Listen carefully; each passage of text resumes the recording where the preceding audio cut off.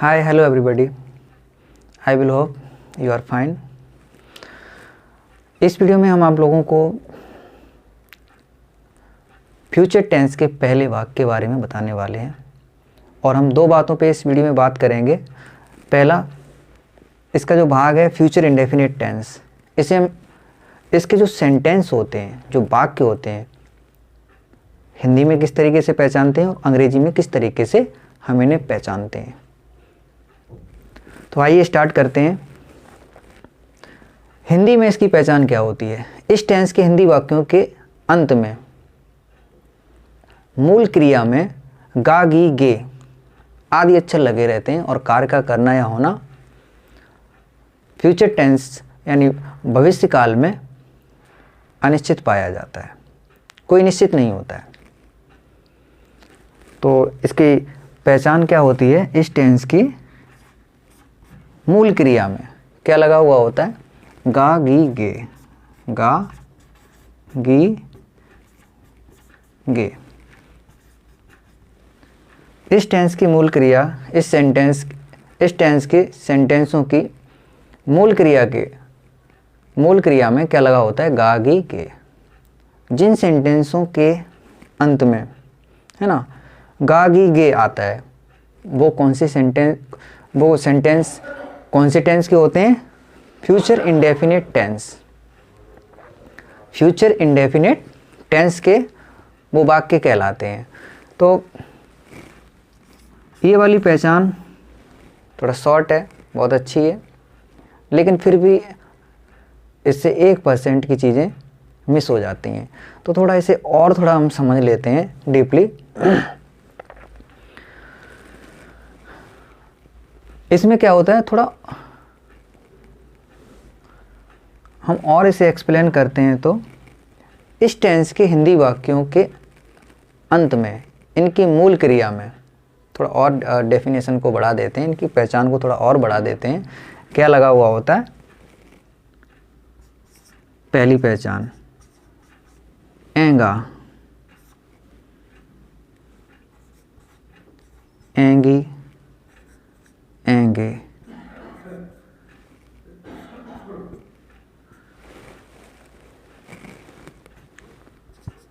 दूसरी पहचान ऊंगा, ऊंगी। तीसरा ओगा, ओगी। इनकी मात्राएं आ जाती हैं, ए की मात्रा आ जाती है और ओ की मात्रा लगी हुई होती है ना। जैसे देख लेते हैं, जैसे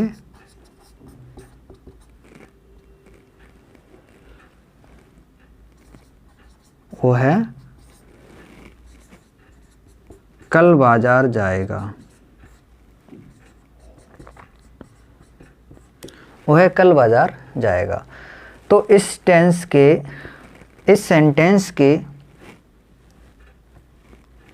मूल वर्ब में, मूल वर्ब कौन सी है? जाना। इसमें क्या लगा हुआ है? एंगा लगा हुआ है ना। इसमें क्या लगा हुआ है? एंगा लगा हुआ है। तो हम समझ जाएंगे ये सेंटेंस कौन से टेंस का है? फ्यूचर इंडेफिनिट टेंस का है। इसी तरीके से हम दूसरा एग्जांपल लेंगे। वो है भोजन पकाएगी, है ना। तो इस सेंटेंस के मूल क्रिया कौन सी है? पकाना। इसमें क्या लगा हुआ है? एंगा। क्या लगा हुआ है? एंगा लगा हुआ है, यानी एक ही मात्रा इस पे आ जाती है। इसी तरीके से हम तीसरा सेंटेंस लेते हैं। मैं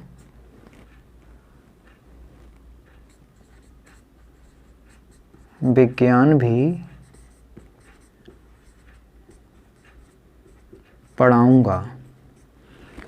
अब यहाँ पे मूल क्रिया कौन सी है? पढ़ाना है।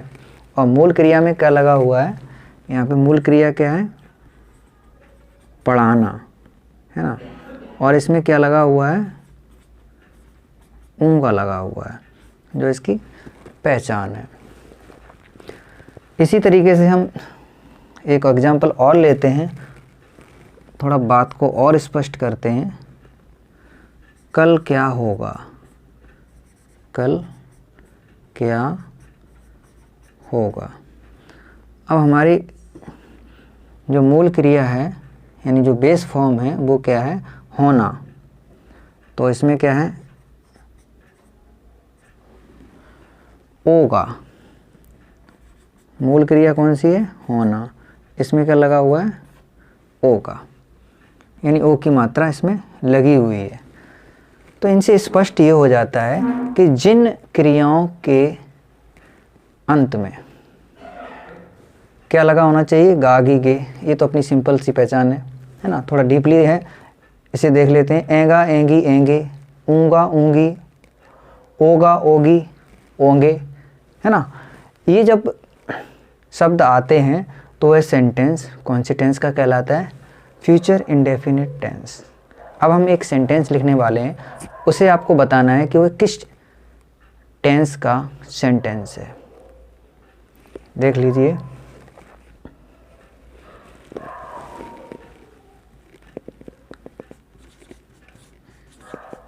शिकारी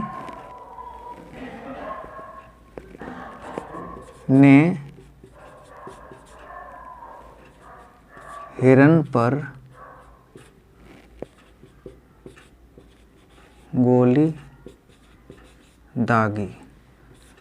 ये सेंटेंस कौन से टेंस का है, आप लोगों को कमेंट बॉक्स में बताना है। शिकारी ने हिरन पर गोली दागी। अगर आप नहीं बता पाते हैं तो मैं नेक्स्ट वीडियो में आपको क्लियर कर दूंगा कि ये सेंटेंस कौन से टेंस का है। ओके, हिंदी वाली पहचान आप सीख गए होंगे, आई होप। अब हम बात कर लेते हैं, हम फ्यूचर इंडेफिनिट टेंस के वाक्यों को, अंग्रेजी में जो वाक्य दिए होते हैं, हम उन्हें कैसे पहचानेंगे कि ये सेंटेंस फ्यूचर इंडेफिनिट टेंस का है। तो इन्हें पहचानने, इसकी दो पहचान हैं, है ना। इसकी दो पहचान है। पहली पहचान ये है कि शैल के साथ, हेल्पिंग वर्ब शैल के साथ क्या आएगा, वर्ब की पहली फॉर्म, फर्स्ट फॉर्म। जहाँ कहीं पे भी जिस सेंटेंस के अंदर शैल के साथ वर्ब की पहली फॉर्म आती है, वह सेंटेंस कौन सी टेंस का होता है, फ्यूचर इंडेफिनिट टेंस। वह सेंटेंस कौन सी टेंस का होता है, फ्यूचर इंडेफिनिट टेंस का होता है। और इसकी दूसरी पहचान है विल वर्ब की पहली फॉर्म। जहाँ कहीं पे भी जिस सेंटेंस में शैल वर्ब की पहली फॉर्म और विल वर्ब की पहली फॉर्म आपको दिखाई देते हैं, तो आप पहचान लीजिएगा कि वह सेंटेंस कौन सी टेंस का है, फ्यूचर इंडेफिनिट टेंस का है। एग्जाम्पल देख लेते हैं, जैसे आई शैल टीच यू इंग्लिश। अब इस सेंटेंस के अंदर शैल और वर्ब का पहला फॉर्म आया हुआ है। क्या आया हुआ है, शैल वर्ब का फर्स्ट फॉर्म।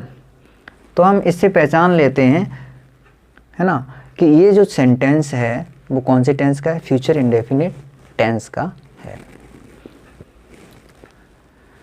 इसमें जो वर्ब की पहली फॉर्म है, इसे हम मेन वर्ब बोलते हैं, और जो शैल है इसे हम हेल्पिंग वर्ब बोलते हैं। बल्कि जबकि दोनों कैसी हैं, वर्ब हैं, इन्हें अलग अलग बोला है। इसे हेल्पिंग वर्ब बोल दिया, इसे मेन वर्ब।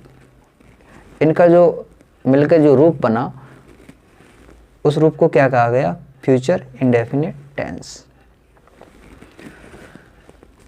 सेकेंड एग्जाम्पल देख लेते हैं।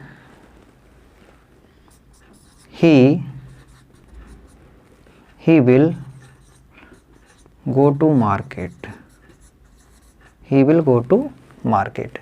अब यहाँ पे देखिएगा, will और go यानी will वर्ब का पहला फॉर्म,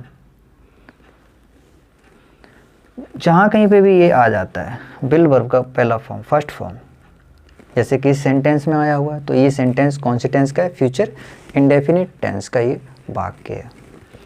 एक एग्जांपल और देख लेते हैं।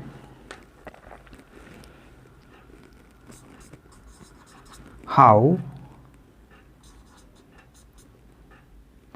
Will it be. अब इस सेंटेंस के अंदर क्या हुआ है? विल आया हुआ है और बी आया हुआ है ना। इस सेंटेंस के अंदर क्या आया हुआ है? विल, और बी क्या है?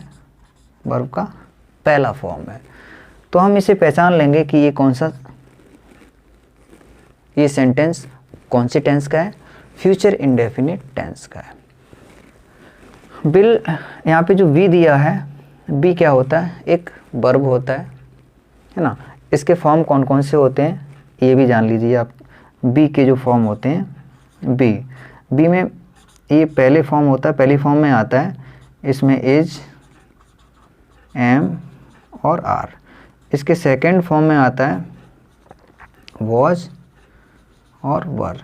इसका जो तीसरा रूप होता है वो होता है बीन, और इसका जो चौथा रूप होता है वो होता है बीइंग। इसका हिंदी अर्थ होता है होना। इसका हिंदी अर्थ क्या होता है? होना। तो हाउ विल इट बी, तो इसमें विल हेल्पिंग वर्ब है और बी क्या है? मेन वर्ब है। तो हम पहचान लेते हैं विल, और जो बी है वो वर्ब की फर्स्ट फॉर्म है। तो ये सेंटेंस कौन से टेंस का हुआ? Future indefinite tense. I hope आप अंग्रेजी में भी सीख गए होंगे कि अंग्रेजी वाले सेंटेंसों को हम किस तरीके से पहचानते हैं कि ये सेंटेंस फ्यूचर इंडेफिनिट टेंस का है। अंग्रेजी में भी हम आसानी से अब इन्हें पहचान सकते हैं।